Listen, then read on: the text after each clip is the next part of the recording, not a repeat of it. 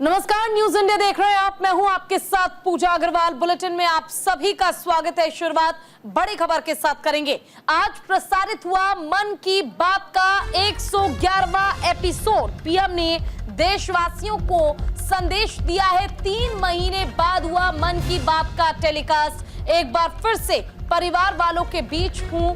24 का चुनाव दुनिया का सबसे बड़ा चुनाव था।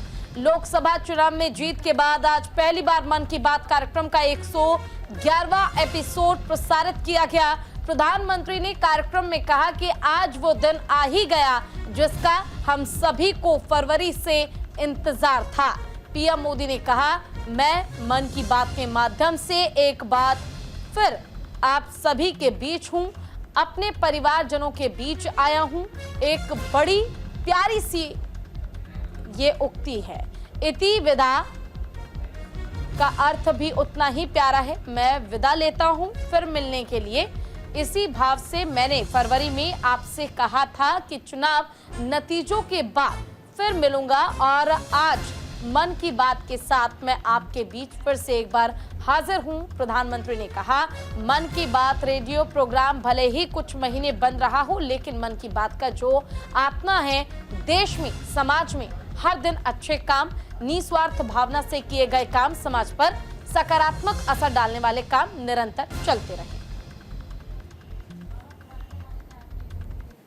मैं आपसे पूछूं कि दुनिया का सबसे अनमोल रिश्ता कौन सा होता है, तो आप जरूर कहेंगे मां। हम सबके जीवन में मां का दर्जा सबसे ऊंचा होता है। मां हर दुख सहकर भी अपने बच्चे का पालन पोषण करती है। हर मां अपने बच्चे पर हर स्नेह लुटाती है। जन्मदात्री मां का ये प्यार हम सब पर एक कर्ज की तरह होता है जिसे कोई चुका नहीं सकता। मैं सोच रहा था, हम मां को कुछ दे तो सकते नहीं, लेकिन और कुछ कर सकते हैं क्या? इसी सोच में से इस वर्ष विश्व पर्यावरण दिवस पर एक विशेष अभियान शुरू किया गया है। इस अभियान का नाम है एक पेड़ मां के नाम। तो वहीं केंद्रीय गृह मंत्री और सहकारिता मंत्री अमित शाह ने वीडियो कॉन्फ्रेंसिंग के जरिए खेड़ा मध्यस्थ सहकारी बैंक भवन के ई उद्घाटन समारोह को उन्होंने संबोधित किया। सुनिए।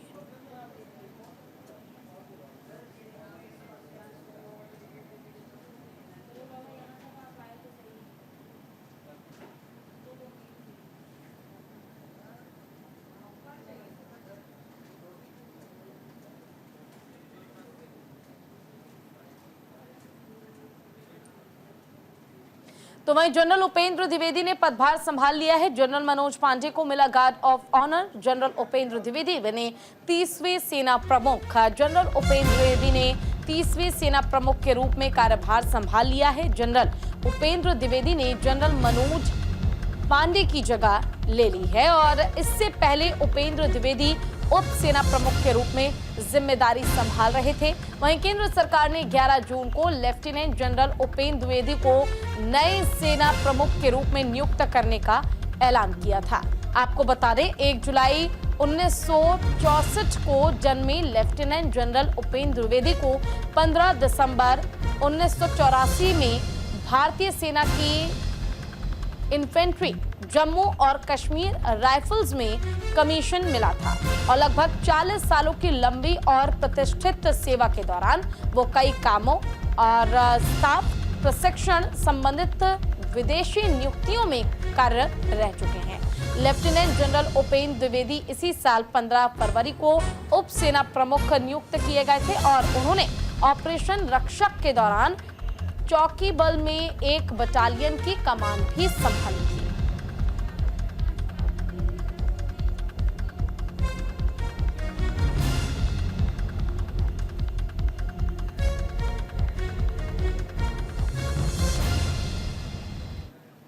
चलिए तो झारखंड के गिरिडीह से इस वक्त की बड़ी खबर हम आपको बता दें, जहां अरगा नदी पर बने पुल का हिस्सा ढह गया है। गिरिडीह में निर्माणाधीन पुल ढह चुका है। तेज बहाव के कारण पुल का पिलर भी झुका।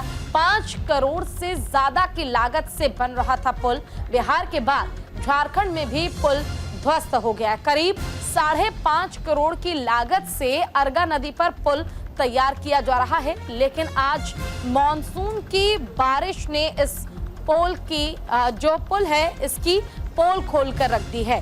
पुल निर्माणाधीन था और इस दौरान हादसा ये हुआ कि पुल ढह गया। बिहार ही नहीं बल्कि झारखंड में भी निर्माणाधीन पुल के ढह जाने के बाद अब ये खबर सुर्खियों में है। हालांकि मॉनसून की बारिश होने के बाद नदी में पानी का जलस्तर बढ़ने से पुल ढह गया। हादसे में किसी के हताहत होने की कोई खबर नहीं है। अच्छी जानकारी ये है, लेकिन पुल ढहने से एक बात का अंदाजा हो गया कि इस पुल का निर्माण भी भ्रष्टाचार के आधार पर ही हो रहा था। हादसा बिहार बॉर्डर से सटे झारखंड के गिरिडीह जिले के भेलवा घाटी में हुआ है। पुल फतेहपुर भेलवा घाटी हाईवे को दूसरे हाईवे से कनेक्ट करने के लिए बनाया जा रहा था।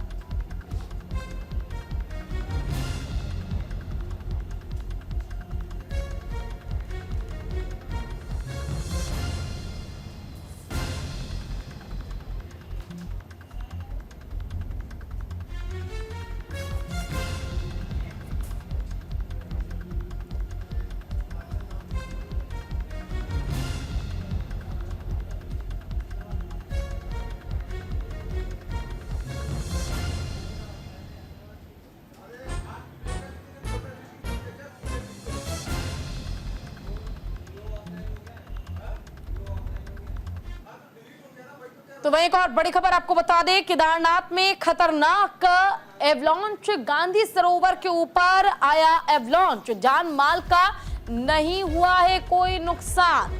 तो देखिए, मोबाइल के कैमरे में ये एवलांच की तस्वीर कैद जरूर हो गई, लेकिन अच्छी जानकारी जो है, जो राहत भरी खबर है, वो ये कि फिलहाल इस हादसे में किसी के जान माल का कोई नुकसान नहीं हुआ है। तो देखिए, केदारनाथ में गांधी सरोवर के ऊपर सुबह करीब 5 बजे एवलांच आया।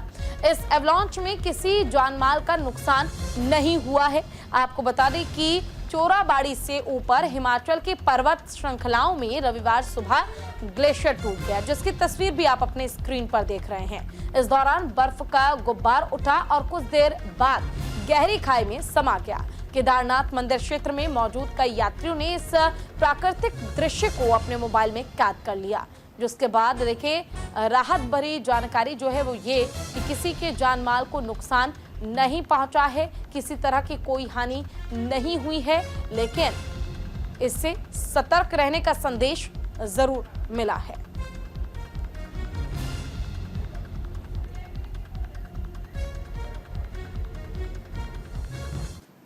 और देखिए, एक और बड़ी खबर आपको बता दें, आज से शुरू बाबा अमरनाथ की यात्रा। बाबा बर्फानी के दर्शन कर सकेंगे श्रद्धालु। जो तीर्थ यात्री हैं, उनका पहला जत्था जो है वो कश्मीर पहुंच भी चुका है। 19 अगस्त सावन पूर्णिमा तक चलेगी यात्रा।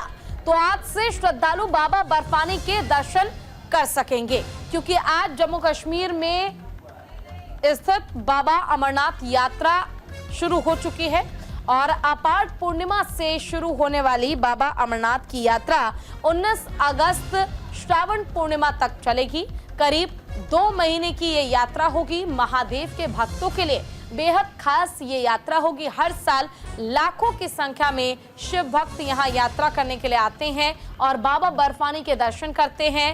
अनंतनाग और बालटाल से अमरनाथ यात्रा के लिए तीर्थ यात्रियों का पहला जत्था कश्मीर पहुंच चुका है। अमरनाथ की यात्रा पर जाने से पहले श्रद्धालुओं ने बम बम भोले का जय घोष भी किया।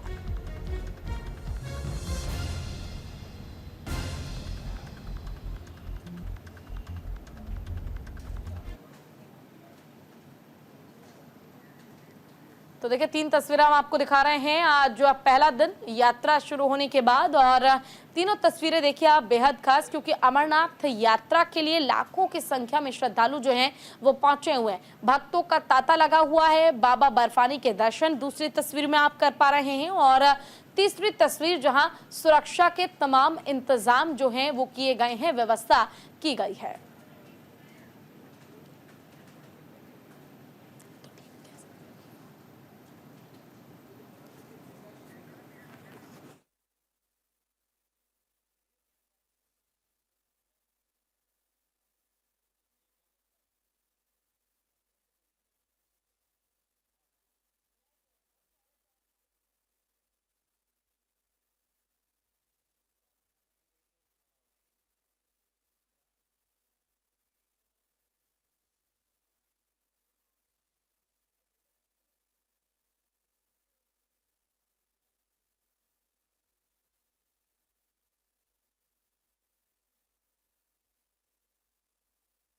दर्शन जो है बाबा बर्फानी के वो आप कर पाएंगे। अमरनाथ यात्रा आज से इसकी शुरुआत हो चुकी है। लगभग अब अगले 2 महीने तक आप अमरनाथ जी की यात्रा कर पाएंगे।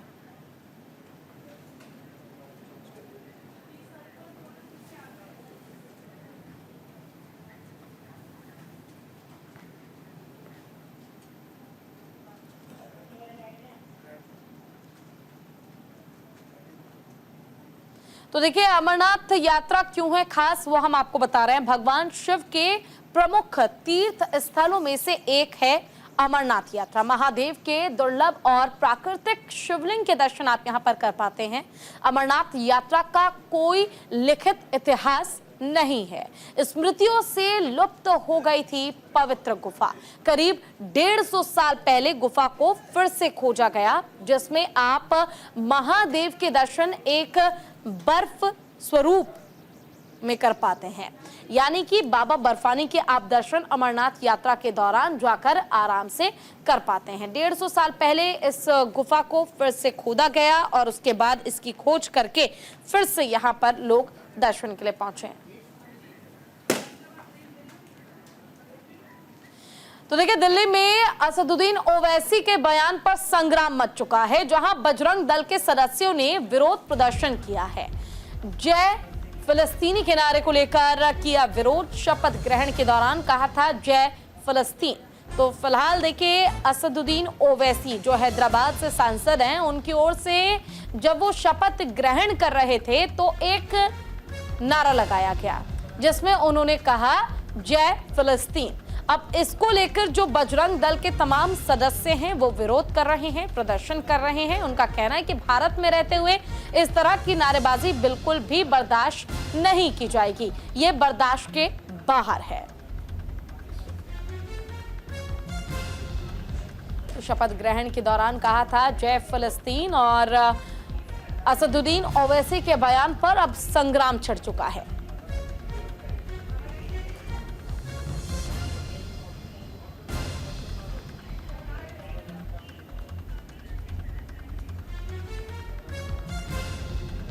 तो वे देखिए, दिल्ली में वीएचपी और बजरंग दल का प्रदर्शन लगातार जारी है। ओवैसी के जय फिलिस्तीन नारे के खिलाफ प्रदर्शन किया जा रहा है। शपथ ग्रहण के दौरान ये बयान दिया था असदुद्दीन ओवैसी ने। एआईएमआईएम प्रमुख असदुद्दीन ओवैसी विश्व हिंदू परिषद और बजरंग दल के निशाने पर आ गए हैं। संसद में शपथ के दौरान ओवैसी ने जय फिलिस्तीन का नारा दिया था, जिसके विरोध में अब दिल्ली में ओवैसी के खिलाफ विश्व हिंदू परिषद और बजरंग दल के सदस्यों ने विरोध प्रदर्शन किया।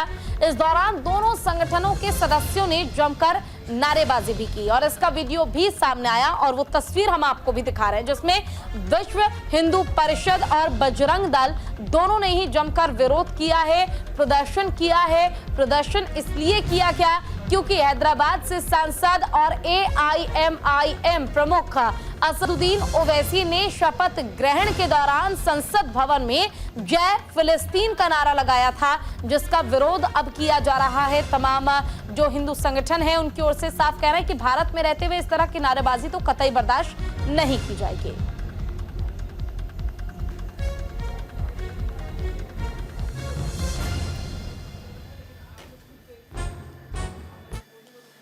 तो वही देखिए, आप सांसद संजय सिंह ने ईडी पर जमकर निशाना साधा है। कहा है कि अरविंद केजरीवाल के खिलाफ कोई सबूत नहीं है, ईडी के पास कोई मनी ट्रेल नहीं है। इसके साथ ही उन्होंने कहा कि ईडी के लोग बिना ऑर्डर की कॉपी लिए असंवैधानिक अवैध तरीके से हाईकोर्ट पहुंच गए हैं और उस जमानत पर स्टे लगाया गया है। आम आदमी पार्टी के संयोजक और मुख्यमंत्री अरविंद केजरीवाल को केंद्रीय जांच ब्यूरो यानी कि सीबीआई ने प्रधानमंत्री नरेंद्र मोदी के निर्देश पर गिरफ्तार किया है। यह बयान दिया गया आम आदमी पार्टी के सांसद संजय सिंह की ओर से। सुनिए।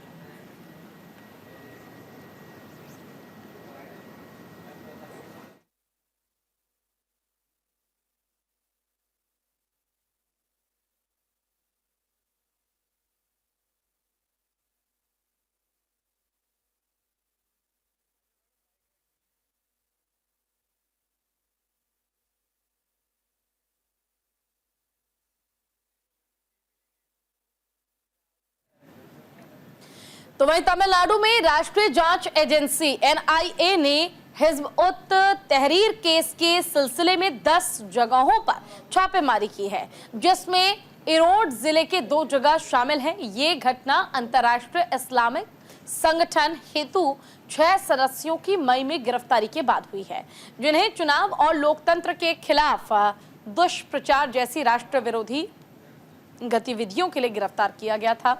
वहीं इससे पहले एनआईए ने 2021 में तमिलनाडु में कई जगहों पर तलाशी के बाद एक शख्स को मदुरै के हिज्ब उत तहरीर केस में गिरफ्तार किया था। मामले में तमिलनाडु के मदुरै शहर के थिडीर नगर पुलिस स्टेशन में आईपीसी की कई धाराओं और गैरकानूनी गतिविधियां अधिनियम 1967 की धारा 13(1)(b) के तहत केस दर्ज किया गया था।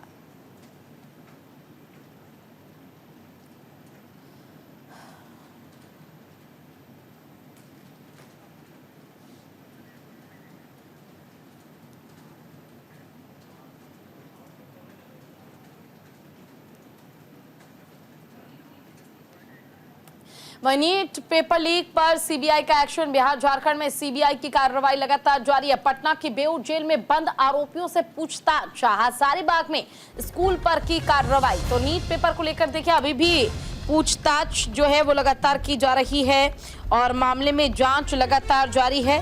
और ऐसे में अब क्योंकि जो आरोपी गिरफ्तार किए गए हैं उन्हें बेऊर जेल में बंद जरूर किया गया है और उनसे पूछताछ का सिलसिला लगातार चल रहा है। पूछताछ की जा रही है, मामले की जांच की जा रही है। हो सकता है कि आगे और भी आरोपियों को हिरासत में लिया जाए, उन्हें गिरफ्तार किया जाए। लेकिन फिलहाल की अगर मैं बात करूं तो फिलहाल पटना की बेऊर जेल में आरोपी जो बंद हैं उनसे पूछताछ हो रही है।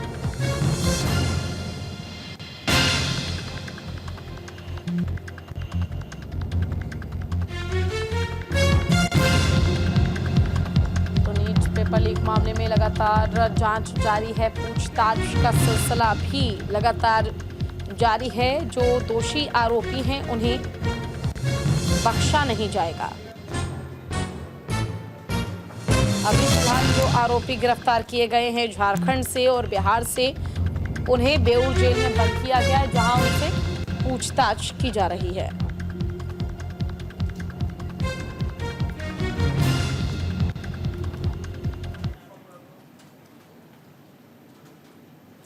तो देखिए, पेपर लीक मामले में एक्शन भी लिया गया है। एसटीएफ के शिकंजे में ओपी राजभर के विधायक एसबी विधायक बेदीराम पर एसटीएफ का शिकंजा। पेपर लीक मामले में एसटीएफ ने किया गिरफ्तार ओपी राजभर की पार्टी के विधायक हैं बेदीराम। एसटीएफ के रडार पर बेदीराम के आका गिरफ्तारी के बाद गोपनीय स्थान पर रखे गए बेदीराम के खिलाफ देश भर में चल रहे 9 मुकदमे।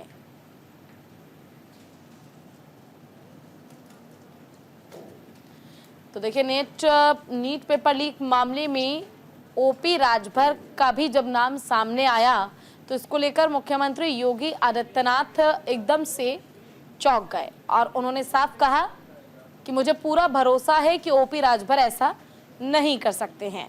लेकिन उनकी ओर से तो कुछ नहीं किया गया, लेकिन उनके एक नेता हैं बेदीराम, जिन पर शिकंजा कसने की तैयारी लगातार जारी है। हालांकि बेदीराम फिलहाल फरार हैं।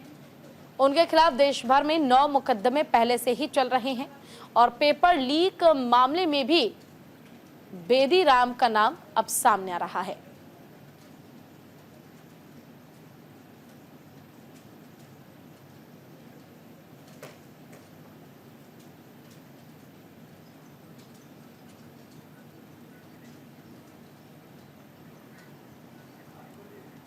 तो वहीं अहमदाबाद में भारी बारिश का कहर जारी है। नगर निगम की लापरवाही सामने आई है। बारिश का पानी लोगों के घरों में घुसा है। सीएम भूपेंद्र पटेल के विधानसभा क्षेत्र की घटना हम आपको बता रहे हैं, जहां पर घाट लोदिया विधानसभा क्षेत्र में घरों में घुसा पानी। बारिश में एएमसी का प्री मानसून का प्लान फेल हो चुका है। तो देखिए, फिलहाल अहमदाबाद में भारी बारिश का कहर लगातार जारी है। बारिश हुई है और बारिश के कारण समस्या जो है वो अब और ज्यादा बढ़ती जा रही है।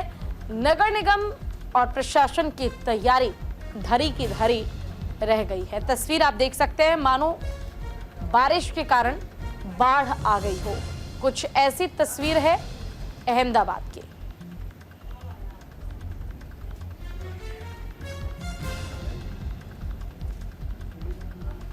तो देखिए, देश के विकास के बीच देश की ये तस्वीर भी सामने आई है। ज्यादा जानकारी के लिए हमारे साथ हमारे संवाददाता निकुल पटेल जुड़ गए हैं। निकुल, लगातार हो रही बारिश जो है लोगों के लिए अब चिंता का सबब बन गई है। बाढ़ जैसे हालात हो गए हैं और ये तो सिर्फ शुरुआत है, ये तो सिर्फ ट्रेलर है, पिक्चर तो अभी बाकी है, तब ऐसे हालात है, आगे क्या होगा?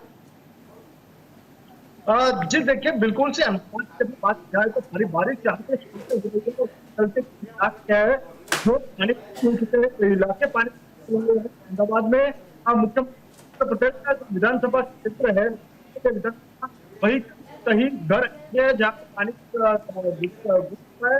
साथ में कई इलाके हैं, कई ऐसे चाहिए। अहमदाबाद नगर में जो बताया था कि हम काम कर रहे हैं, मानसून पर वो जो काम की लोग परेशान होते हैं दिखाई दे रहे हैं। साथ पानी अहमदाबाद में नजर आ रहा है। मानव बनकर जो अभी अहमदाबाद के अंदर। चलिए, शुक्रिया आपका तमाम जानकारी के लिए।